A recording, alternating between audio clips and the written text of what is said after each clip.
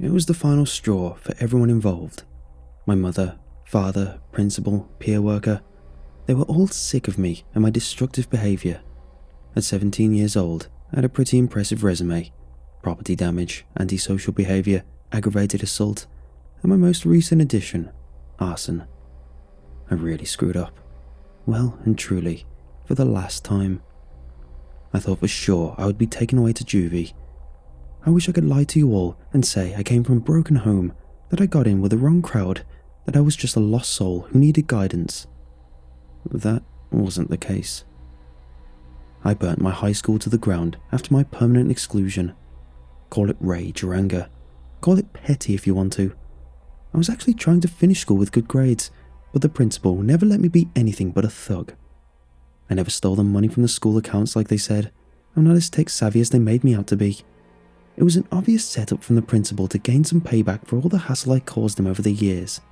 And of course, to get me out of school for good. That I take no responsibility for. I tried to convince my mom, begged her in fact, to hear me out. She shook her head when the police cuffed me. I'm sorry, Brody, but I just don't believe a word you say anymore. And then they dragged me away. It was the last time I would see my home after I was sentenced. My lawyer, Mr. Fairhurst, was actually pretty good and made a sympathetic case for me. The judge, however, had well and truly had enough of seeing my face. There was no winning situation in that scenario at all. Of course, I didn't show it, but I was terrified of being sent away. I didn't know what to expect. To my surprise, I wasn't sent away to juvie. You have a chance, Mr. Jackson, to redeem yourself, the judge said when he passed down his judgment.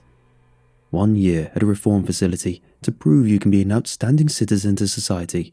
Don't make me regret my decision. I was initially confused what the reform facility actually was. I eyed Mr. Fairhurst while the judge continued talking. After the sentencing had finished, he slid me a leaflet. Stanley Side Corrections Camp, a place of redemption and forgiveness. Feeling lost, feeling like there's no way back from your mistakes, praying for a miracle. Stanley Side Corrections Camp is here to help you reform. Is this a damn joke? I said, scoffing at the pictures of overly happy young men and women raft building, kayaking, and sitting with an acoustic guitar by a campfire. Not to mention that they all look like models. I wasn't fooled by the fancy advertising. They're seriously sending me to a kiddie camp to sing Kumbaya for a year? Mr. Fairhurst sighed. I could tell he was exhausted by me and was glad he didn't have to represent me anymore. I don't blame him. I know I'm hard work, and I didn't make any of it easy for him, or myself. It's no joke, he said, sternly, and it's no walk in the park either. You got very lucky, Mr. Jackson. This isn't a vacation. It sure as hell looks like one, I said. I was to be escorted to Stanley Side right away.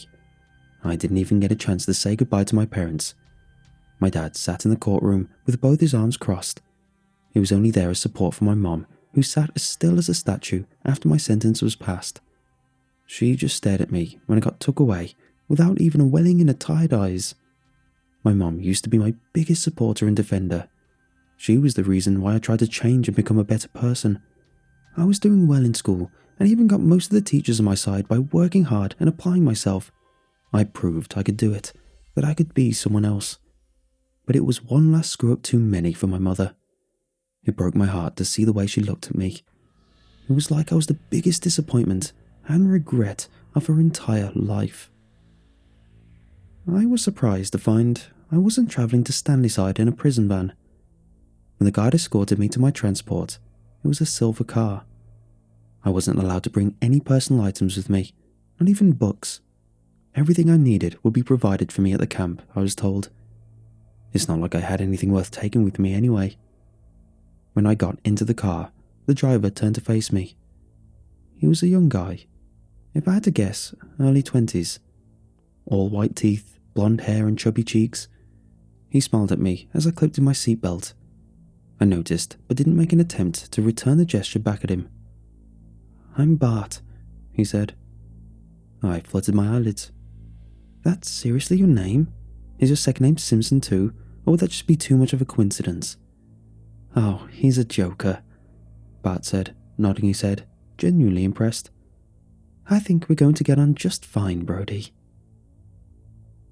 I leaned my head back and closed my eyes. I couldn't remember the last time I slept properly. Bart put on some song I'd never heard before and began to drive away.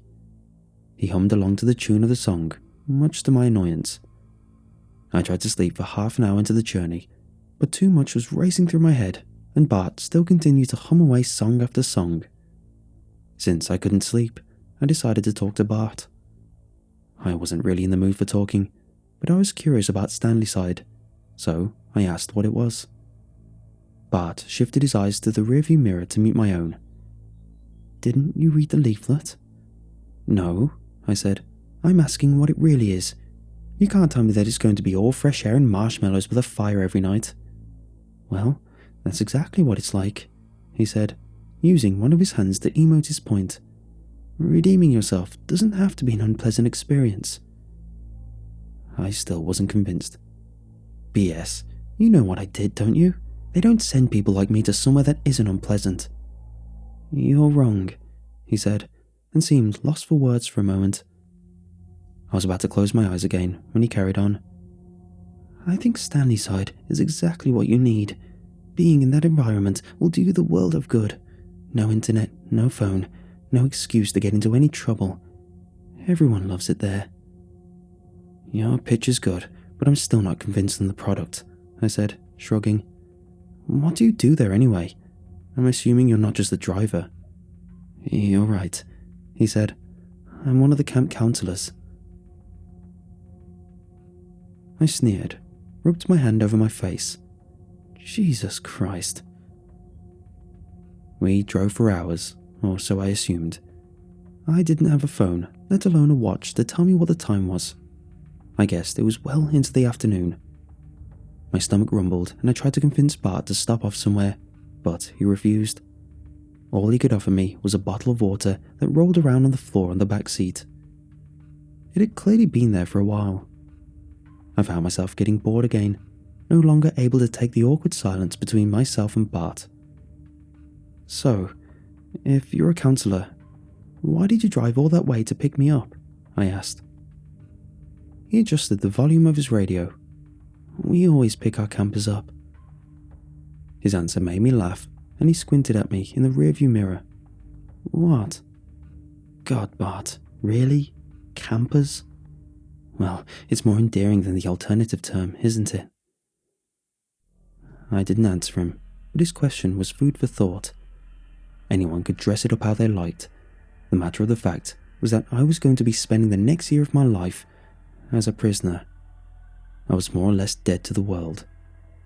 We'll be there soon, Bart said, breaking me away from my deep thought. The reflection of his smile in the rearview mirror was actually comforting. Bart kept his promise. 20 minutes later, we drove through a large frame made of tree trunks which, to my surprise, had no gate. The area around the entrance was surrounded by tall oaks that seemed to go on for miles. I leaned forward from my seat to peer up at the high wooden frame. It also had a sign at the top. It read, Camp Stanley Side. Until I saw it with my own eyes, I didn't believe Stanley Side would look like an actual summer camp. But there they were, the rustic red cabins, a mess hall, a playing field with archery targets, and a huge lake. I observed the campers through the window. The campers stared back at me with a mixture of grins and general curiosity. They were all dressed just like kids at a camp, and, considering the age of them all, it made them look like they were attending an 80s-themed college party. The standard uniforms seemed to be grey t-shirts with Camp Stanley Side printed on them, tube socks, white sneakers, and, much to my chagrin, black short shorts. I was expecting a lot of the campers to look roughed up, but they really did look like the people in the leaflet. It was damn weird. After he pulled up, I said to Bart, "There is absolutely no way I'm wearing those shorts." He didn't say anything when he got out of the driver's seat, and after he did, I caught a cheeky grin on his face as he slammed the door.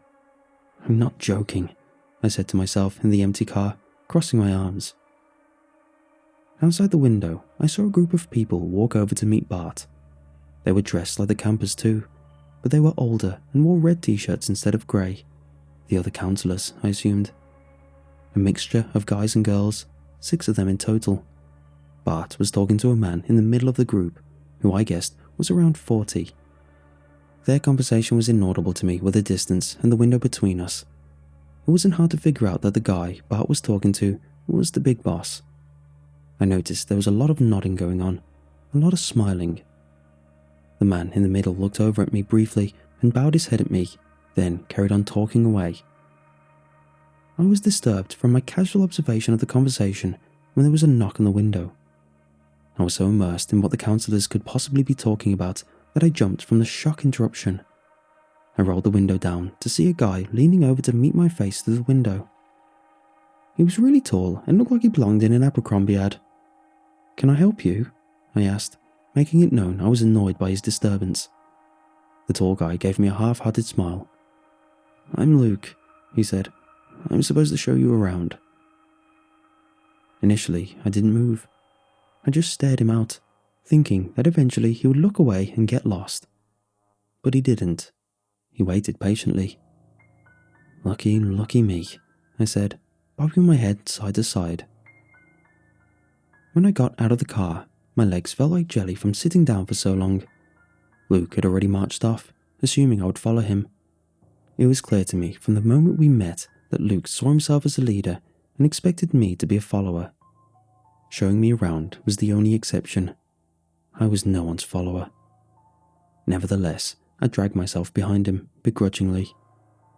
"What's your name?" Luke said as he paced on. I knew full well he already knew what it was, because he'd been instructed to carry out my induction. "What do you want it to be, pretty boy?" Luke stopped and faced me. I was grateful, because I was out of breath and it was hard to keep up with the speed of his long legs. He folded his arms and raised his left eyebrow. "Are you going to be a problem?" I couldn't take him seriously. The way he tried to be authoritative in those shorts. I smirked and tried not to laugh. "Jesus, take a joke. It's Brody." Luke didn't give me any indication that he registered what I said and continued to walk ahead. I sighed, rolled my eyes and carried on. I was given the tour of the grounds. There wasn't anything I didn't expect to see, and it wasn't a hard place to navigate, which I guess was the point. After all, Stanley side was a dressed-up prison, so it's not like they would want their prisoners to go far or be out of sight. Luke wasn't an enthusiastic tour guide, so probably wasn't doing it justice. I had a feeling I was getting the abbreviated version because I was so disinterested in everything he showed me. It was a camp with grounds big enough for various activities. What else was there to say? The only thing I couldn't help but notice was how happy everyone looked. The campers looked and acted just as artificial as the place itself. At the end of the tour, Luke finally showed me to my cabin. It was a duplicate of all the others that surrounded it, the same shade of red. The cabin walls were made of wood, matching the exterior and overall aesthetic of the camp. There were 6 beds in total, and overall it was very bare, just as I expected it to be. No luxury here. "This is your bed," Luke said, and pointed to the bed in the far corner. It was dressed in baby blue sheets, just like all the others. The required uniform was folded neatly on my bed for me. I eyed the shorts and rolled my eyes. The air in the cabin was muggy and stale. It was actually suffocating. I began to sweat and decided that maybe the uniform wasn't so unappealing if it was going to be that hot most of the time. "It's my cabin too, so we'll be rooming together," Luke said with distaste. I think this would be a good time to go over some expectations. "Wait, so you're not a counsellor?" I asked with relish. "Your bed should always be made when you're not in it," Luke proceeded, ignoring my question. "You should always be hygienic in the camp uniform, so you may as well get rid of your clothes. You won't need them anymore." "Except for when I leave here," I said defiantly, "so I'll keep them, thanks." Luke ignored me again. "In your storage, you have plenty of spares to wear, as well as sweatshirts and such for when it's cold. Always be respectful to everyone. That includes your fellow campers." And he said that with emphasis. No smoking, drinking, drugs. All meals should be eaten in the mess hall. What are you in for? I asked, bored of his ramblings. Luke's face hardened. And never ask another camper why they're here. It's forbidden, he said. Dinner is in an hour. Showers are 2 doors down. No time like the present. Then he twisted his nose before turning on his heels. Weirdo, I muttered when he walked out the cabin. I tugged at the front of my t-shirt when I walked into the mess hall later, conscious that it was a little too tight. I felt like an imposter wearing the camp uniform, and also a little bit ridiculous, but I thought it was better to blend in than to stand out in this place. Perhaps that's what they were all already doing, I wondered, sure that everyone's true colours would come out sooner or later. The noisy atmosphere in the mess hall made my head pound. Campers laughed and talked away, shoveling large bites of food into their mouths, sat in their little cliques. I just wanted to go to sleep, but I hadn't eaten since the day before, so I walked in with the intention of grabbing a quick bite and sneaking back out. I made my way through the rows of smiles, nods, waves and intrigue from the strangers before me. I made no intention to grace them with the same courtesy. I just held my head high and marched into the serving area. The staff looked like they were closing up for the night, but the cook served me a burger. That might as well have been charcoal, and cold, concrete fries. Looks delicious, I said to her when she passed it to me. My sarcasm didn't faze her.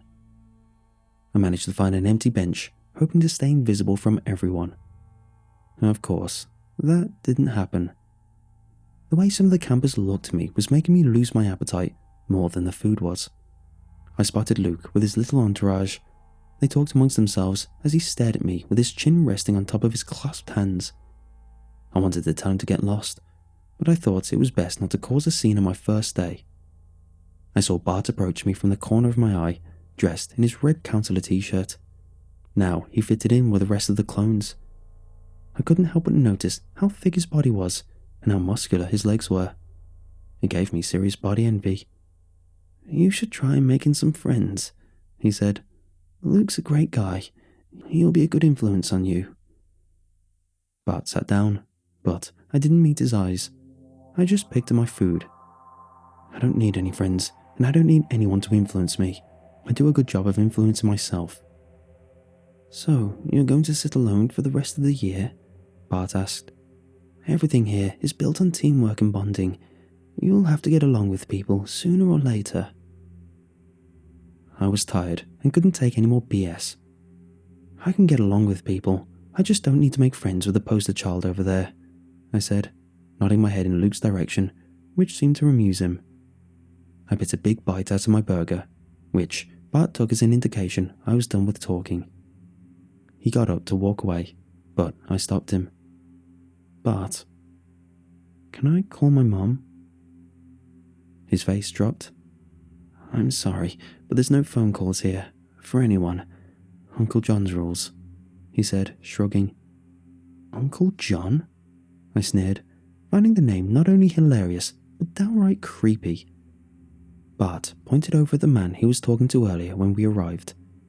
Uncle John waved to us, confirming that he had been watching us talk. He's the camp leader.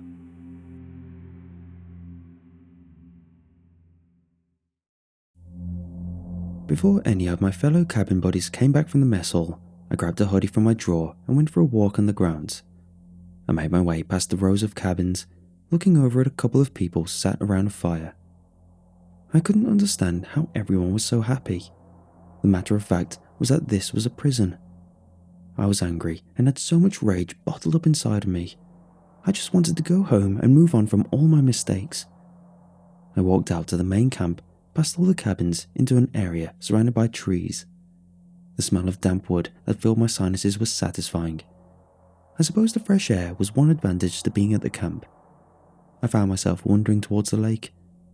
It was a big, open space, surrounded by more trees on either side, and the moonlight shined on its rippling surface. Occupied near the docks were some kayaking boats and oars, and I wondered how long it would take me to kayak my way out of Stanley side. I guessed I wouldn't make it far. They probably had security somewhere around here to stop us getting away. They just weren't making it obvious.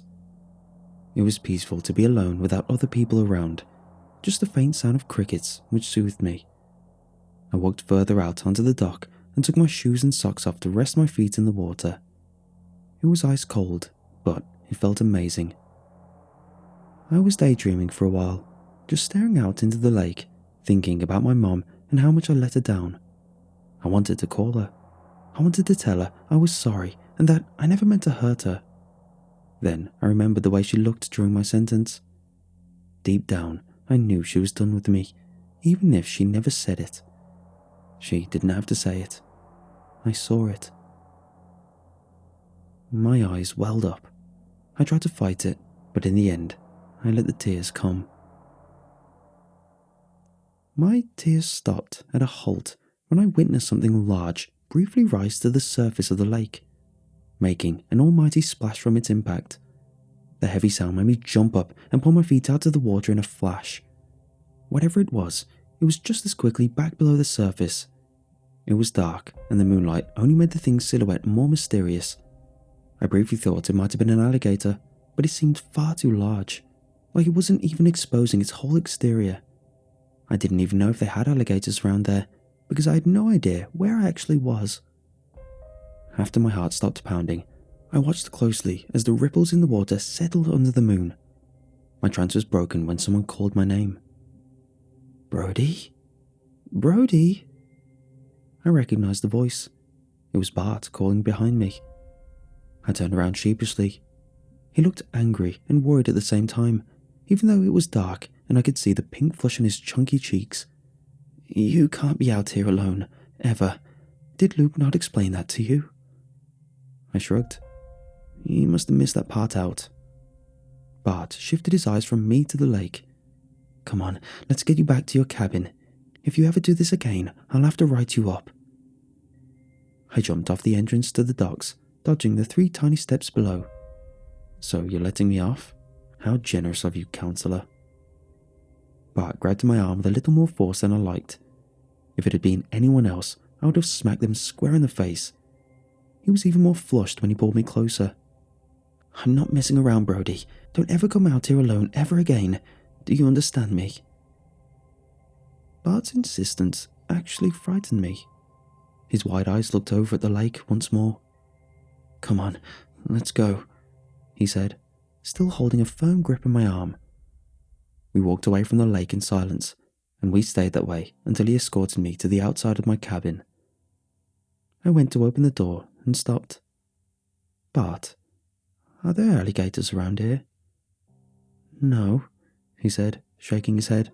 Why? I saw something in the water. His face was only slightly pink now. It was probably just a big fish. Okay, I nodded, knowing full well it wasn't, but there was no use in trying to explain something I couldn't actually see. But whatever it was, it didn't look natural. I knew it would only make him dismiss me or say I was imagining things, so I just kept my mouth shut and turned to open the door to the cabin. Inside, Luke eyed me suspiciously. The other boys smiled my way and said hello. I gave them a quick, small smile before I turned around one more time to say goodnight to Bart. Good night, Brody, he said, and remained there until I closed the door. Despite my exhaustion, I couldn't sleep at all that night. I kept thinking about how I was going to cope with being away for a year and also what I saw in the lake. I couldn't get it out of my mind, and eventually it became the only thing I could think about. It began to rain outside, and the pitter-patter sound it made on the roof was comforting. It also drowned out the sound of Josh's snoring, one of the boys in my cabin. But soon the snoring stopped, and all 6 of us shot up in our beds. The sound that came from outside was like a loud horn, an air siren, an almighty repetitive roar. It was so clear and so loud that it felt like it was coming from just outside the door. What the hell is that? I said, panting. Another boy called Rich went to answer me, but Luke spoke before he could. It's an escape siren. Someone's tried to run away. They'll be gone in the morning, Josh said, which made Luke purse his lips. Josh looked away from Luke and shook his head before placing it on the pillow. Pete and Ricky The other two boys followed his lead. "It'll stop soon," Luke said to me. "Go back to sleep." And then he turned on his side. I stayed sat up and listened until the sound finally faded out.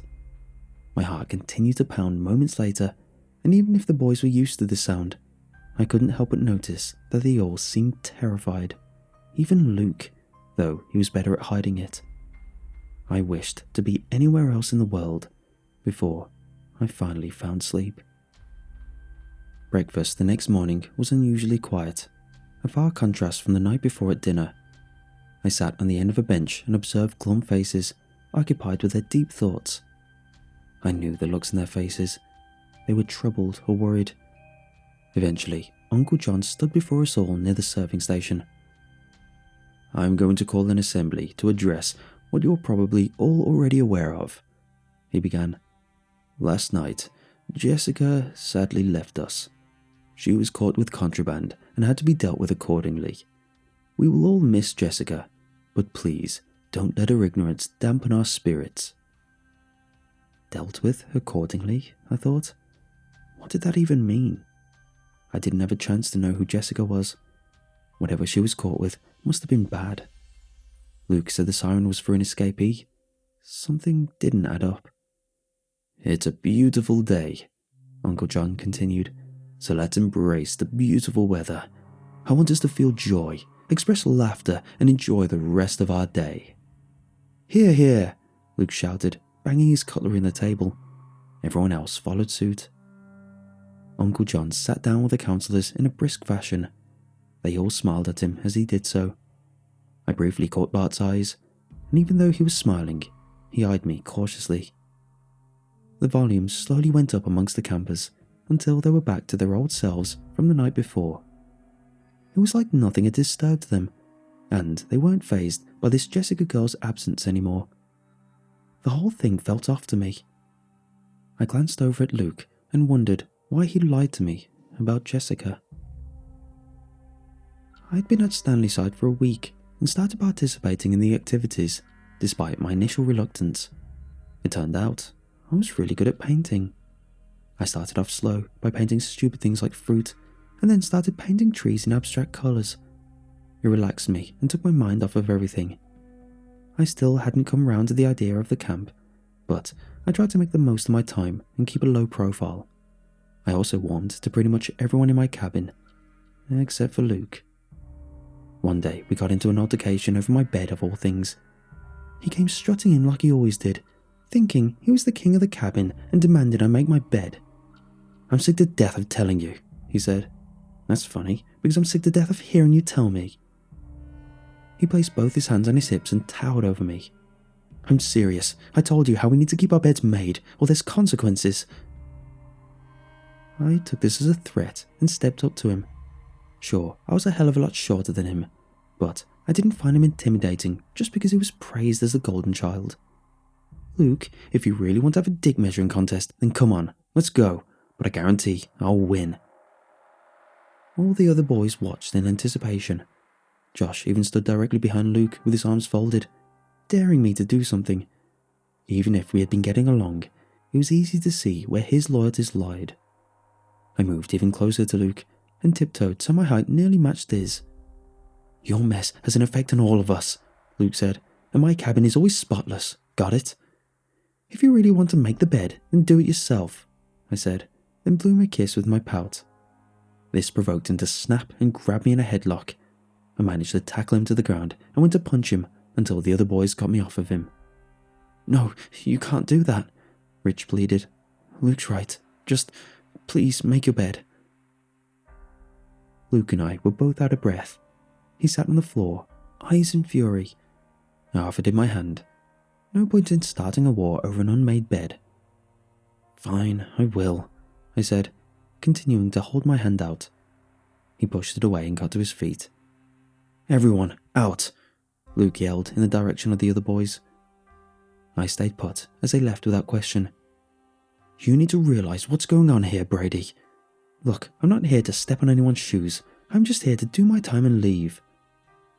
He laughed and shook his head. "I don't want you to screw up our lives just because you can't stay in line." Thanks for the concern, I said with a sly wink, but I'm hardly doing drugs behind the mess hall, am I? Luke got in my space this time. His eyes were on fire. If you carry on the way you are, leaving a mess everywhere you go, isolating yourself from everyone and cussing after every other word, you will be gone just as easily as if you were doing drugs. Like Jessica? I asked. Exactly. I watched his face relax, and he went to leave without another word, until I said, You said the siren was for escapees the night it went off. Luke didn't turn around. So? Jessica didn't run away. She was caught with contraband. So why did they raise the siren? It's not a siren, he answered. What was it then? Luke's body suddenly started to quiver. You'll find out, he said. Then he left the cabin abruptly. A week later, I started to sit with my cabin buddies during meals. I always sat on the opposite end of the table, away from Luke, and we never conversed. Pete was a talker, and didn't know when to shut up. It was like he was a broken record and kept talking about the same things he thought were funny, and they all laughed along. After the second or third time, it just got annoying. But I tried to reserve my usual sarcastic nature to show them, and Luke, I was making an effort. I didn't bother to quiz Luke anymore about the siren, or whatever it was. It was clear we were never going to be best friends, so even if we did some of our activities together, we went back to ignoring each other once we were in our cabin. I got bored of archery, playing baseball and painting every day. I decided I wanted to do something new. We were in the cabin one morning when I said, Who wants to go kayaking? It was like I just told Rich that someone had died. He started hyperventilating, and I thought he was having a heart attack. The boys rushed over, and Luke met him at eye level. Rich, look at me, Luke said, pointing his fingers to his eyes. You don't have to go to the lake, okay? It was just a suggestion.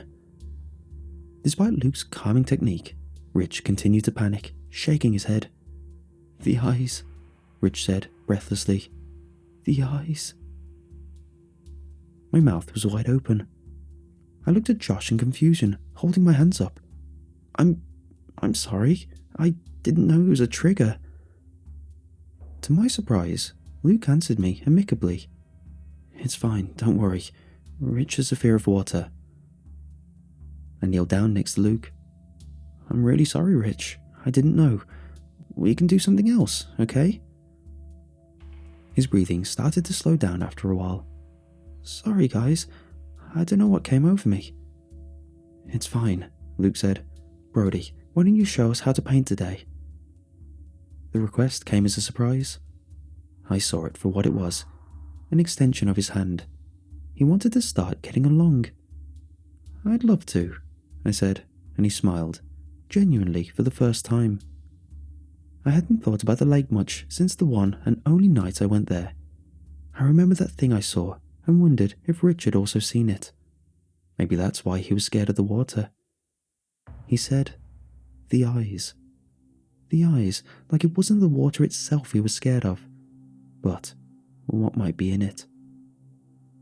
After dinner that night, Bart asked me if I wanted to go for a walk.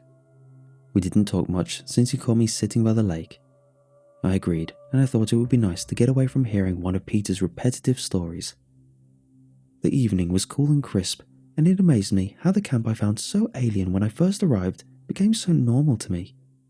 A group of people sang by the fire, and I actually found myself smiling at them. So far, I couldn't complain about Stanley side. It really was a good place for reflection and to do things I never in a million years would have done before. You've conformed, Bart teased. I saw that smile, Brody Jackson. He actually made me blush from the embarrassment of being caught. Well, it is exhausting being cynical every waking moment. I suppose I can let my guard down a little here, right? I'm glad you've made some friends. Even Luke, if I'm not mistaken. I hummed. He's not so bad, I guess, even if he is a people pleaser. Well, I'm glad you've come round to him, Bart said. He's a good guy. I noticed Bart shivered. He was wearing nothing but a t-shirt and shorts. I knew it wouldn't fit him, because he was much broader and bigger than me, but I took off my hoodie and passed it to him. "Here," I said. He looked surprised. "Look, Brody, I think you're a great guy, but..." "Dude, don't read too much into it," I said. "I'm just offering you my hoodie. It's cold and I'm pretty warm, so just take it." He nodded and put it on, even though it tightened around his arms. We carried on walking down the rows of cabins until the sound of someone blowing a conch blared through the entire camp. My face dropped and everyone around us stood to attention. Campers came out of the cabins with dread written all over their faces. I looked at Bart as he bit his lip and closed his eyes. "Follow me," he said. He started to walk away. "Wait, Bart, what is it?" I said, as people rushed past us in a hurry. Bart continued to bite his lip and considered me for a moment before he turned and followed the crowd. I saw Luke running out of the mess hall, and he spotted me. Josh, Ricky and Pete followed behind him. "Where's Rich?" I asked, but they followed the herd without saying a word. Everyone was heading to the lake. When I arrived, all the campers, the counsellors and Uncle John stood on the mount near the dock. Bart stood with his hands together, looking at his feet next to Uncle John. Everyone stood anxiously, awaiting Uncle John to speak as he walked to the top step of the dock and opened his arms out to us all. "We provide an excellent environment here at Stanleydale. All of you are lucky to be here. You're all lucky to have escaped a much worse fate. And yet, some of you show your gratitude by deceiving us." The blood rushed to his face and a vein popped out of his neck. Gone was the enthusiastic leader, encouraging us to bask in the joy of the day. What stood before us was a man striking us down, expressing his anger. He reminded me of a god, ready to cast down his infinite power. "Hear, hear," Luke chanted, raising his fist in the air. The others followed, even the counsellors, even Bart, reluctantly it seemed. I didn't move. I just listened and took in the campers' reactions.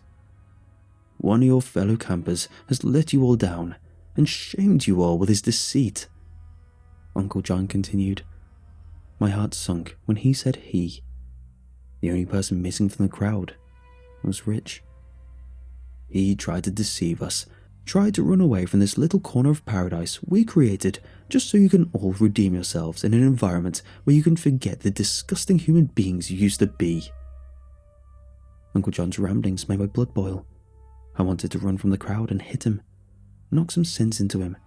His phony demeanour shined through, and so did the demeanour of Stanleydale in general. It wasn't a reform facility or a prison. It was a cult, and everyone had been sucked in by it.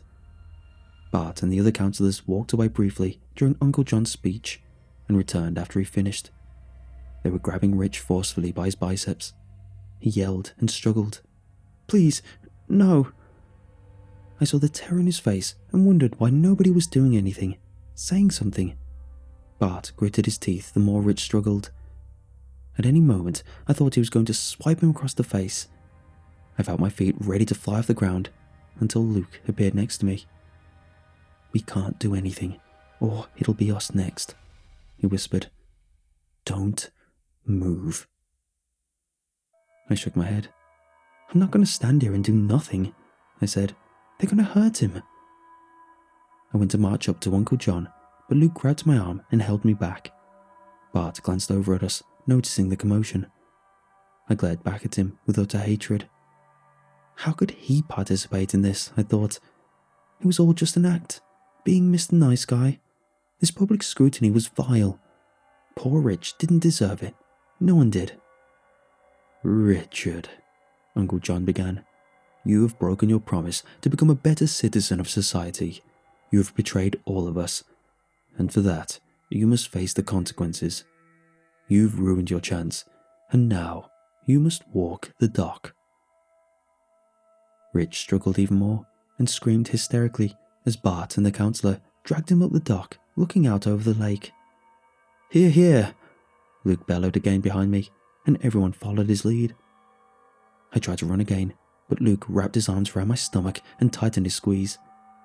He was ridiculously strong. "You can't save him." Rich was repeatedly pushed forward until he was at the end of the dock. He looked back at us all, a blubbering mess. My stomach tightened from the anxiety, which wasn't being helped by Luke's grip. Bart and the other counsellor stood back as Rich cowered. Uncle John stood patiently. I convinced myself they were going to push him in the lake like he was on a plank in a pirate story or something. His biggest fear is water, I remembered, but then I thought about what I saw on my very first day. It clicked. Luke, what the hell is in that lake? He didn't respond. He just tightened his grip even more, making me feel like I was going to puke. And then the sound came. The horrible air siren, that big, almighty roar, and it deafened us all. Some of the campers looked away like it just hit them in the face. When it stopped, there was a momentary silence. Not a gasp or breath could be heard. And before my eyes, it erupted from the lake, erect, towering high above Rich like a skyscraper. My eyes expanded. Every fear I've ever had hit me all at once like a cluster of stones. Before all of us was a dark, shiny-scaled, giant cobra stretching out its diamond-shaped hood. Jesus, I managed to whisper. Its blood-red eyes reflected in the moonlight with a menacing gaze as it expanded its jaw and hissed its fork-like tongue, revealing two extremely long, extremely sharp fangs. Rich's scream deafened my eardrums as the giant serpent crashed down on him. In the blink of an eye, and instantly, Rich's scream deafened my eardrums as the giant serpent crashed down on him in the blink of an eye and instantly impaled him with his fangs. My mouth trembled. The rest of my body went numb. I wanted to scream, but nothing came out. Everyone watched on, some in shock, others with no remorse. The black cobra slid its giant head off the dock, back into the water. It took Rich's mangled body with it. Uncle John turned to us all, grinning with both arms out. The judgment has been cast. Hear, hear, everyone around me chanted before they started to scatter away and walk back to camp. Luke let go of me and followed them without saying a word. I wiped away the tears that fell from my eyes, which Uncle John saw. He bowed his head like he'd just committed a good deed. I didn't look at Bart when he approached me. He opened his mouth and I was ready to go ballistic, but he decided not to say anything. I was the only one left standing as I looked at the ripples in the lake, trying to come to terms with what I had just witnessed. When I returned to the cabin, no one else was there. I couldn't even look at Rich's bed. I went to sit on my own bed and noticed the hood I gave to Bart earlier was folded on the end of it. I threw it off my bed and kneeled on the floor, attempting to rip it to shreds until it gave my hands friction burn. The next day, I walked into the mess hall and all action stopped. There was a silence from everyone. Uncle John waited with patience. Bart couldn't even look in my direction. They all stared at me and anticipated what I would say or do. But I just smiled brightly at Luke and his grim face. It's a beautiful day, isn't it? When I sat down, the laughter and joy resumed and echoed through the mess hall.